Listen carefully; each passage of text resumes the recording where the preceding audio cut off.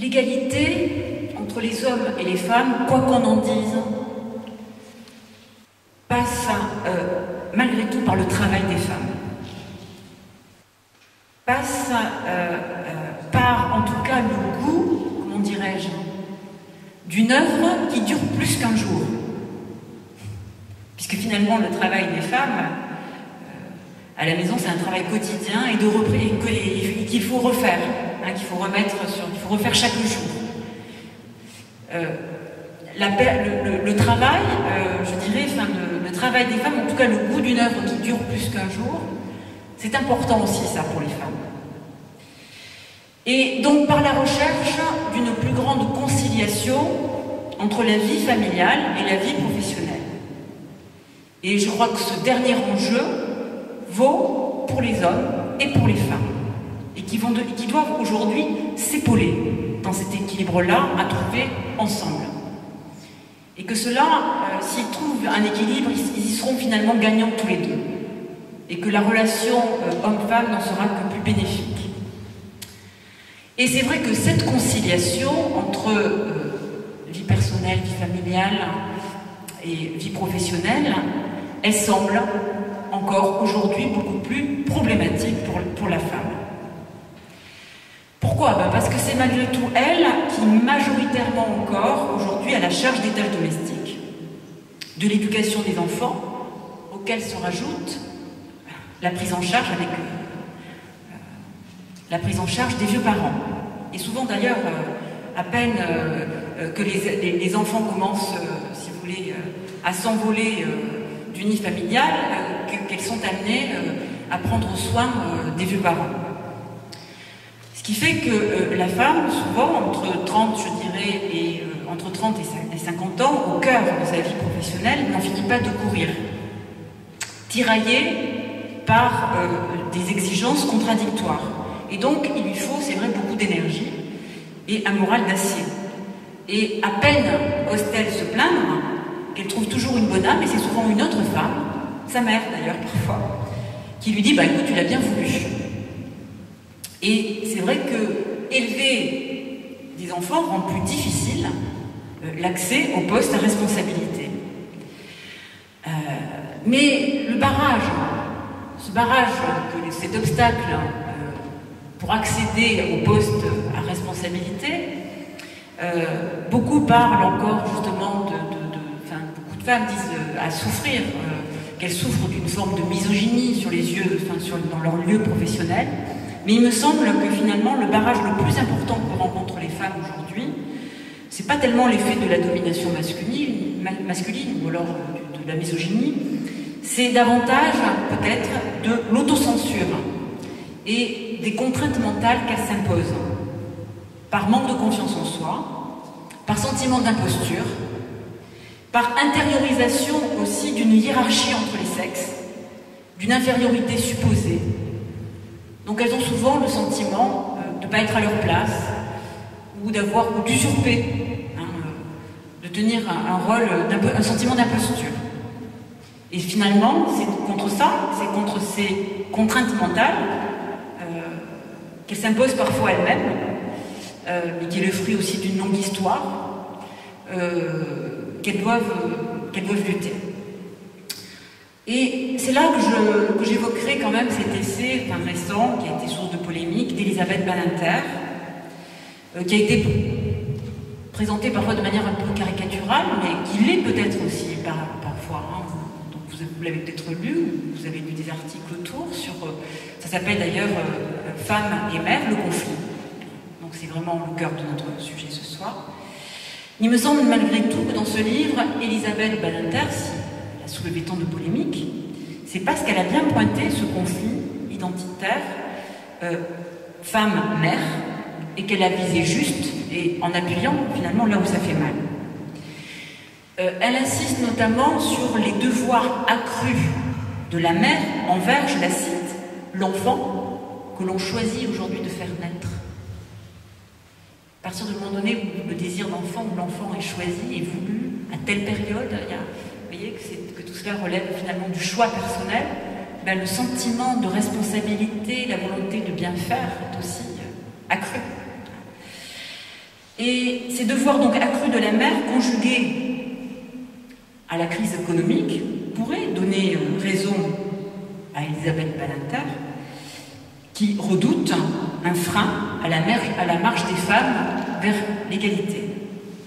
Alors on peut bien sûr trouver réducteur que Badinter envisage exclusivement la maternité, enfin, sa vision, sa représentation de la maternité, exclusivement sous l'angle, si vous voulez, du devoir ou de la responsabilité, et pas aussi tout ce qui s'échange de plaisir finalement entre une mère et son enfant, et tout ce qui peut être source de gratification et d'épanouissement pour l'enfant comme pour la mère dans cette relation. Mais en revanche, je crois que le conflit qu'elle pointe entre ce conflit identitaire femme-mère est bien réel. Et il s'impose aux femmes dès la naissance du premier enfant. Et je crois qu'il n'a pas d'équivalent pour les hommes, sauf en cas de séparation et de garde alternée. Là, effectivement, eux-mêmes vivent ces tiraillements, finalement, qui sont ceux des femmes, entre vie familiale et vie professionnelle. Mais généralement, je dirais que l'engagement professionnel des hommes ne se traduit pas du tout par ces mêmes tensions vis-à-vis de leur rôle de père, ou bien ces tensions, quand elles existent, elles sont provoquées par les pressions que les femmes peuvent exercer sur eux, en les exhortant, en les poussant à prendre davantage leur rôle et leur place de père. Pourtant, je crois que les hommes ont tout à gagner à épauler les femmes dans leur combat pour l'égalité. Certains, d'ailleurs, se rendent compte, après coup, du prix élevé qu'ils paient pour un engagement professionnel. Oui, je disais donc qu'en fait, ils se rendent compte, les hommes se rendent compte après coup du prix élevé qu'ils paient, par lequel ils paient dans un engagement trop monolithique dans la vie professionnelle. Ils y gagnent certes en pouvoir, en honneur, en reconnaissance, mais souvent au prix d'un stress considérable, d'un appauvrissement de leur vie privée, qui se traduit d'ailleurs parfois par une quasi-absence de vie privée. Et du coup, au premier échec, déclassement, licenciement, forcément les échecs professionnels qu'ils peuvent rencontrer ne peuvent être vécus que de manière plus traumatisante quand ils ont tout misé sur leur vie professionnelle. C'est pour ça que je crois qu'ils ont tout à gagner d'un meilleur équilibre, à davantage équilibrer, eux aussi, vie familiale et vie professionnelle.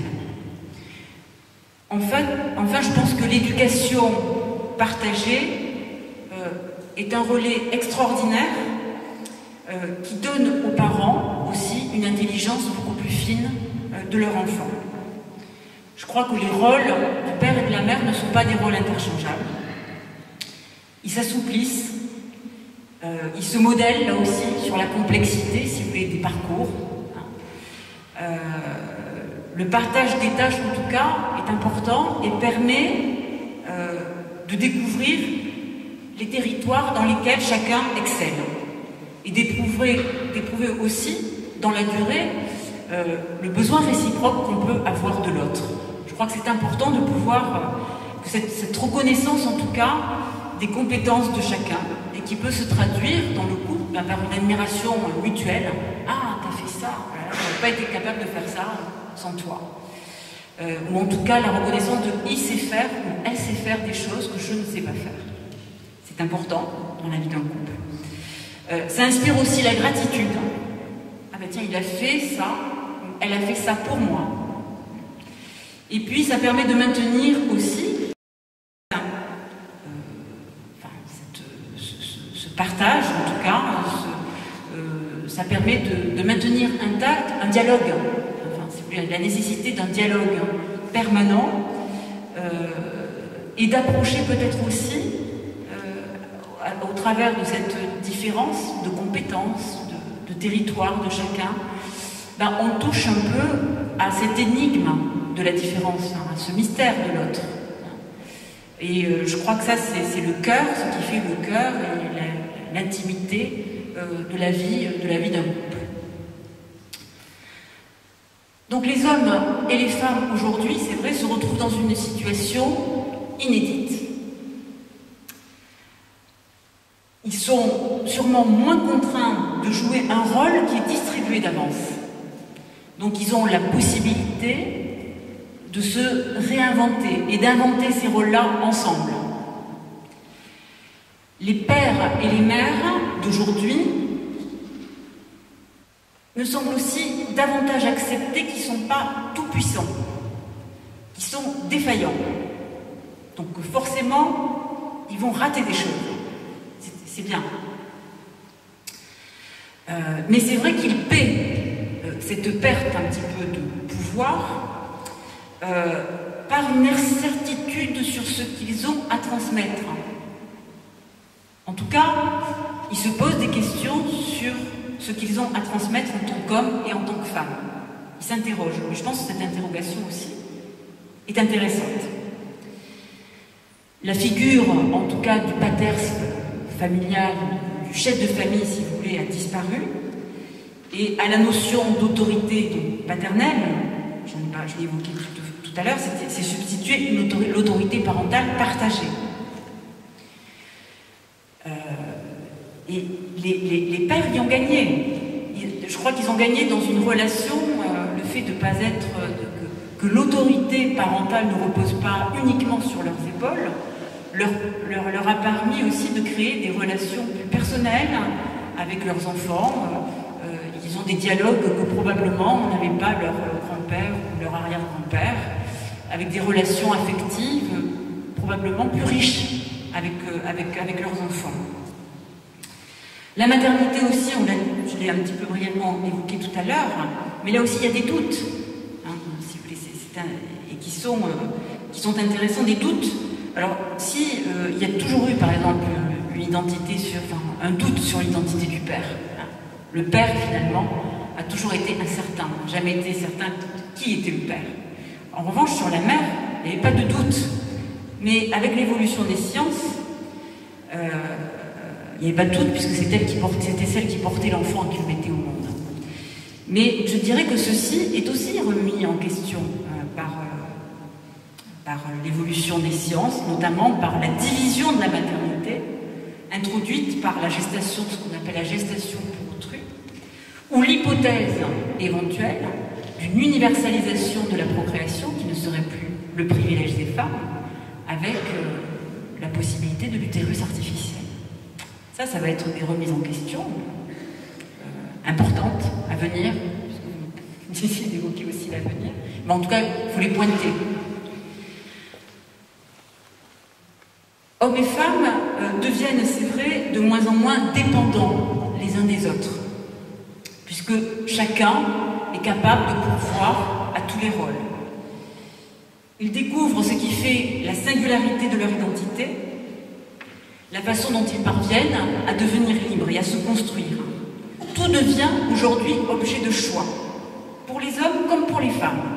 Quelles études, quel métier je vais faire, est-ce que je vais me marier ou pas me marier, divorcer ou pas divorcer, avoir des enfants ou pas avoir d'enfants, combien d'enfants je veux. Hein. Aujourd'hui, finalement, ces questions se posent et elles se posent désormais aux hommes comme aux femmes. Et même si les femmes ne détiennent pas le pouvoir politique et économique, elles ont gagné quand même malgré tout le pouvoir de se gouverner elles-mêmes. Et cette toute récente liberté est à la fois l'occasion, comme on l'a vu, de recomposition intéressante, passionnante, mais elle peut aussi être source de nouveaux risques. En tout cas, cela participe de la consécration dans nos démocraties contemporaines de l'individu autonome et qui peut s'accompagner, enfin, dont le risque peut être une forme de défiance vis-à-vis de l'autre et de tout lien qui serait susceptible de représenter une entrave à l'épanouissement personnel et à l'accomplissement de soi.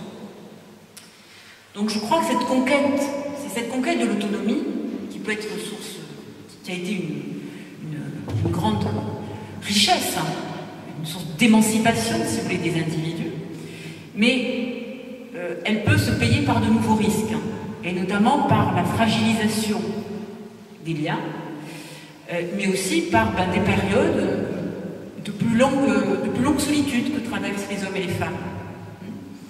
De plus longue solitude et aussi de vagabondage affectif.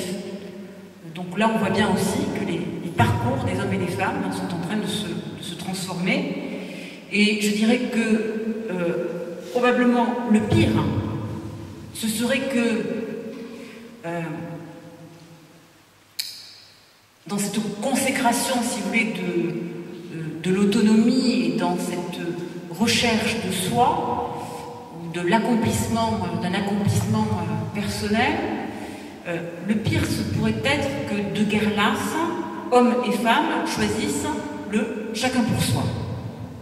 C'est-à-dire une forme d'individualisme gestionnaire, dont on peut voir aussi les signes, selon lequel chacun gère sa carrière, ses compétences, son budget et son développement personnel, et où on ne met plus grand-chose en commun, on ne partage plus beaucoup de risques ensemble.